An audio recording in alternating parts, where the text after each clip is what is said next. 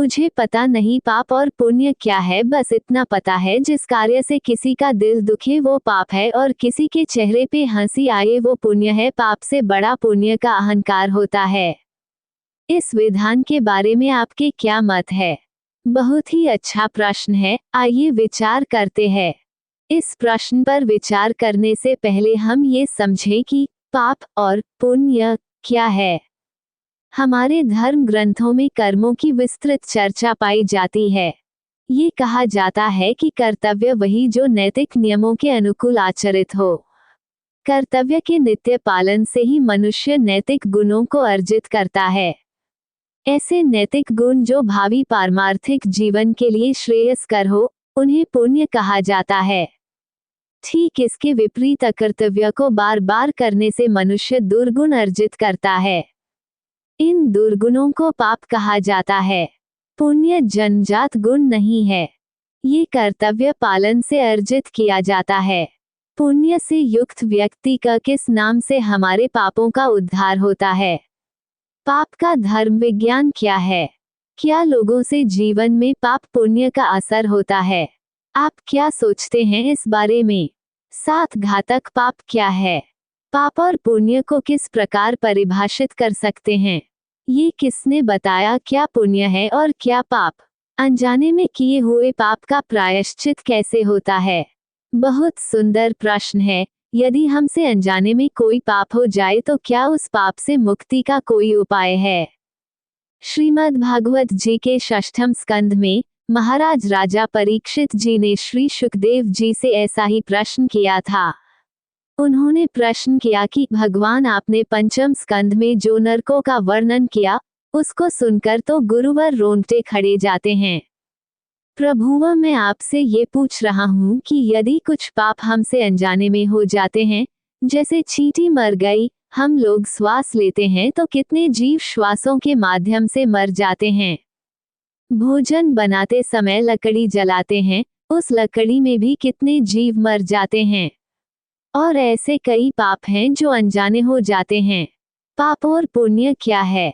पाप वह तामसिक संसारिक बंधन है जो हमें दुख देते हैं, जैसे तामसिक परिवार, तामसिक मित्र, तामसिक गुरु, लोभ, भय, राग, द्वेष, स्वार्थ। पुण्य वह सात्विक संसारिक बंधन है जो हमें सुख देते हैं, जैसे सात्विक परिवार, सात्विक मित्र, निर्लोभ, निर्भय, निस्वार्थ। अगर हम सांसारिक बंधनों के त्याग कर देते हैं तो ना सुख होगा ना ही दुख होगा, यह मोक्ष की अवस्था है। संसारिक बंधन हमें कर्म करने के लिए प्रेरित करते हैं। इसमें समझने वाली बात यह है कि झूठ बोलना इतना बड़ा पाप नहीं है, लेकिन झूठ पर विश्वास करना महापाप है। तामसिक लोग झूठ फरेब माया को जीवन का मार्ग समझते हैं। दुर्भाग्य से वह अपने तमस के स्वयं शिकार हो जात। पाप और पुण्य में क्या अंतर है? मन, कर्म और वचन से किसी को भी पीड़ा पहुंचाना अथवा अहित करना पाप है। इसके ठीक विपरीत किसी को खुशी देना अथवा किसी का हित करना पुण्य है। पाप क्या है? क्या पढ़ाई करना पुण्य का काम है? क्या आपने अपने किए हुए पाप और पुण्य का जायजा लिया है? क्या सहने से ही इस संसार में पाप बढ़ता है? पाप और पुण्य करने के क्या क्या परिणाम होते हैं और किस तरह उनके भिन्न भिन्न फल प्राप्ति होती है? अहंकार व्यक्ति के पतन का एक प्रमुख कारण होता है। आपने कभी ऐसा उदाहरण देखा है? आपकी इस विषय में क्या राय है? आदरणीय नेताजी, मेरा पूरा जीवन ये देखते समझते ही बीता है। मैंने जीवन भर लोगों को उनके अहंकार की वजह से पतित और समूल नष्ट होते हुए देखा है। ये जीवन के सबसे गहरे अनुभव में से एक है। इतिहास तो भरा है ऐसे कथानक, घटनाओं और पात्रों से। रावण, कंस, दुर्योधन, सभी बर्बर और क्रूर शासक, अभिमानी व्यक्ति और राजनीतिज्ञ, सभी विनाश को प्राप्त हुए।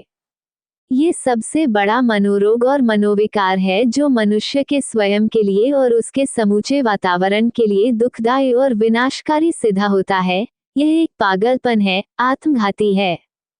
अहंकार व्यक्ति के सोचने समझने की शक्ति हर लेता है। उसे किसी का सच्चा सुझाव और सत्य दिखाई नहीं देता। वो अंधी जिद और पाप और पापी के बारे में आपके अनुभव क्या हैं? पाप करना एक कला है।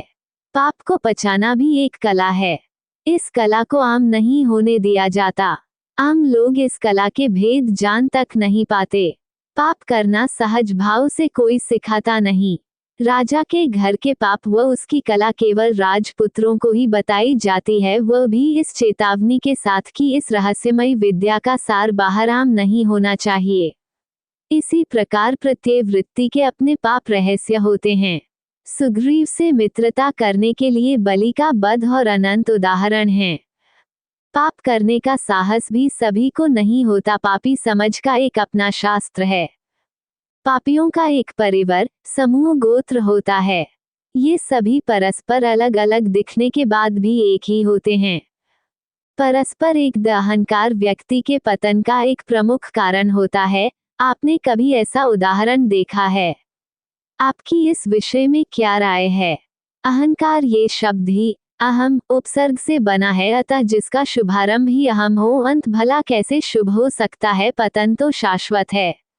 जिस भी लक्ष्य की प्रेरणा के पीछे अहम है वो चलता है, दौड़ता भी है, पर वह शून्य से अनंत तक नहीं, बल्कि शून्य से 360 अंश ही गोल गोल घूमता है। और पथ वृत्तियां जिसका अंत ही आरंभ है वो शून्य से शून्य में ही रहा, पर उसे लगा कि उसने गोल गोल घूमकर ब्रह्मांड भ्रमण कर लिया। थोड़ी भौतिकी लगा दी यहाँ भी। ऐसा ही होता है अहम भाव रखने वालों का पथ और लक्ष्य।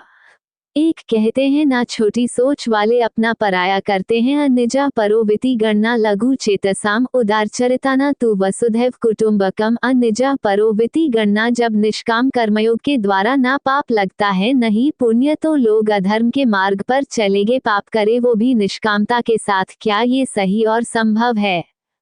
आपका प्रश्न में विरोधाभास है। एक तरफ साधक को निष्काम योगी बतला रहे हैं, तो उसे क्या पता कि वो कार्य अच्छा है या बुरा है? वह तो अपने धर्म अनुसार कार्य कर रहा है। धर्म यानी कर्तव्य।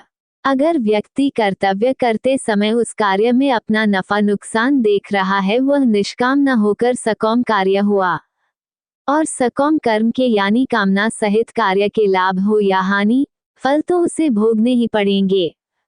जब व्यक्ति निष्काम होकर कार्य कर रहा है तो वह अपना मूल्यांकन नहीं कर सकता, बल्कि उसके कार्य का मूल्यांकन अन्य लोग अपने लाभ और हानि के अनुसार करेंगे और उसे पाप और पुण्य समझेंगे।